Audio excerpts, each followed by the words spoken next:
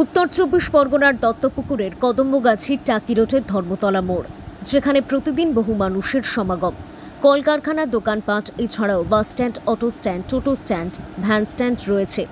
বাস, টোটো, অটোযাত্রী থেকে শুরু করে পথচারী, বাইক, সাইকেল আরোহী ও বাস, টোটো, অটো চালকদের জন্য একটি মাত্র শৌচালয় রয়েছে।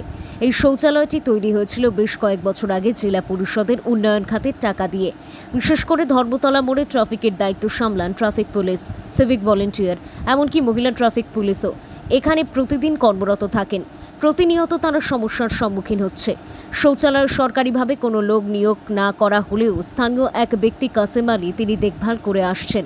এই শৌচালয় থেকে যেটুকু রোজগার হয় সেই অর্থ থেকে শৌচালয়টি পরিষ্কার পরিচ্ছন্ন রাখবার জন্য যা খরচ হয়, তারপর বাকি যৎসামান্য অর্থ পান কাসেম আলী।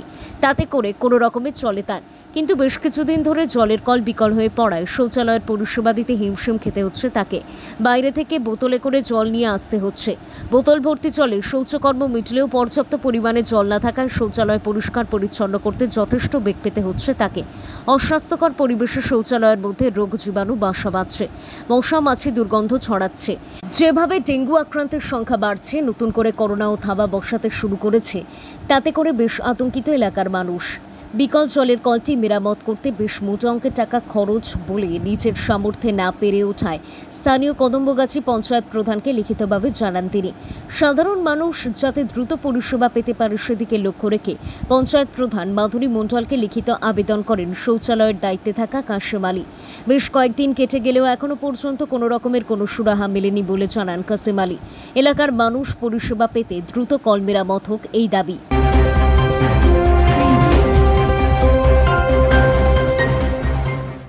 সমস্যা, সাব মোটরটা খারাপ হয়ে গেছে, চুরি করে নিয়ে যাচ্ছিল, পাতা ভেঙে। এবারে রাত্রিরে তো একটু বন্ধ থাকে, তা ওটা তো ফাঁকে আছে।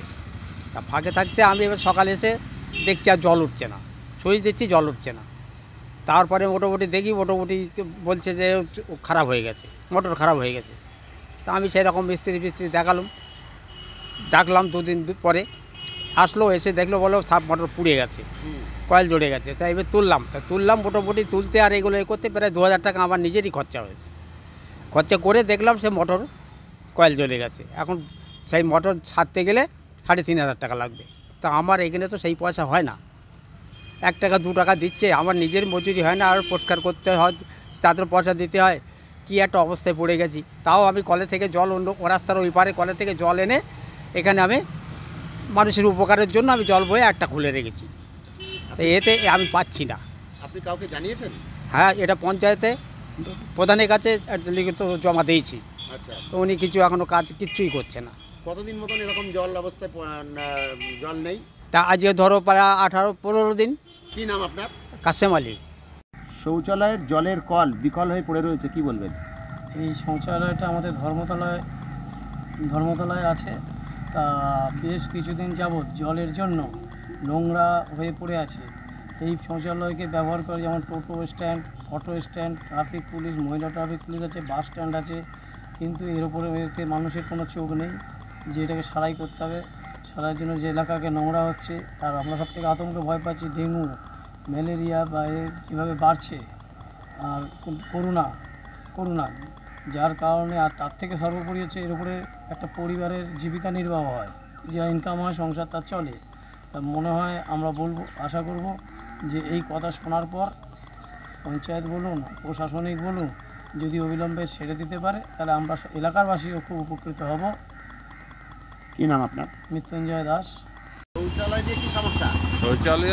শৌচালয় নিয়ে সমস্যা হচ্ছে, আমরা এখানে ব্যবসা করি, ব্যবসাদাররা শৌচালয়টা ব্যবহার করি। সরকারের উদ্যোগে একটা এখানে শৌচালয় করে দেওয়া হয়েছে, আমরা ব্যবহার করতাম। কিন্তু আজ দিন 10-12 ধরে দেখা যাচ্ছে এখানে জলের অভাবে শৌচালয়টা ব্যবহার করা যাচ্ছে না। তাই এই শৌচালয়টা যদি জলের ব্যবহার করে আবার আগের মতন করা যায় তাহলে খুব ভালো হয়। কি নাম আপনার? আমার নাম তীর্থঙ্কর ঘোষ।